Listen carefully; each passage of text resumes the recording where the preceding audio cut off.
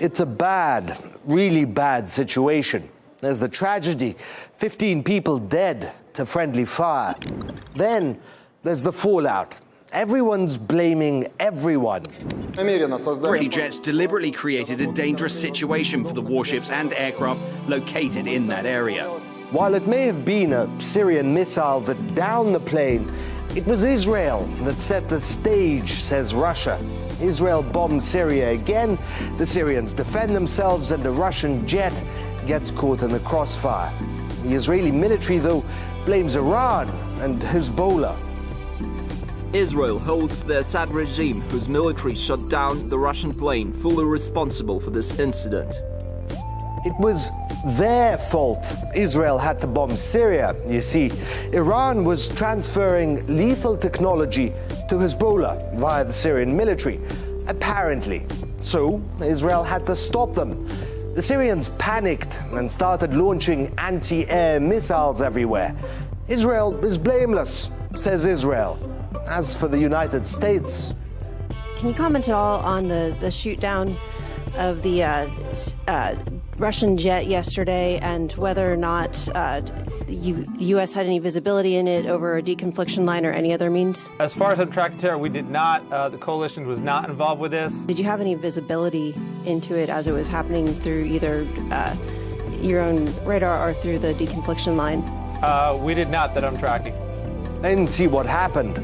Usually when one doesn't see what happened, one doesn't blame anyone, unless one can get in a cheap shot against Iran.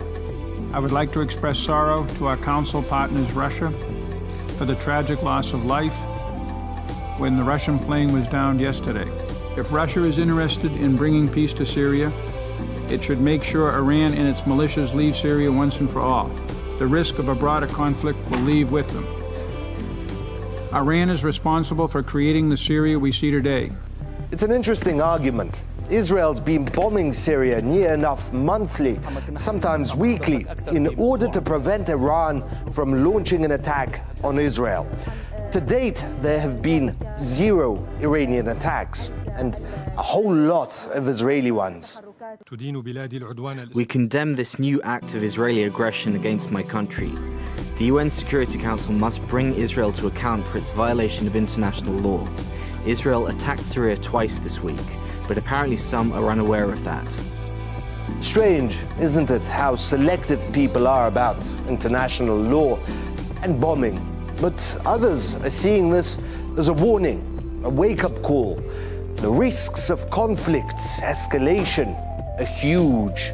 The risk of miscalculation and misunderstanding that led to the downing of a Russian aircraft encapsulates on a small scale the much bigger and even more frightening risk of a wider miscalculation. We call upon all parties, especially when we are getting this type of positive news regarding what could have been a dramatic military escalation, to refrain from military actions elsewhere. Israel has expressed its condolences, even offered to send the head of its air force to Russia to report on the incident.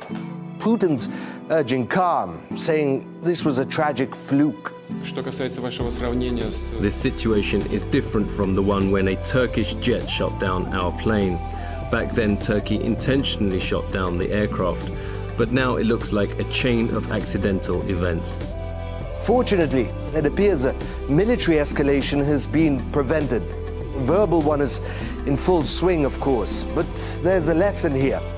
5 nuclear powers are fighting in Syria on different sides, and the tiniest spark there could cause the biggest inferno the world's ever seen.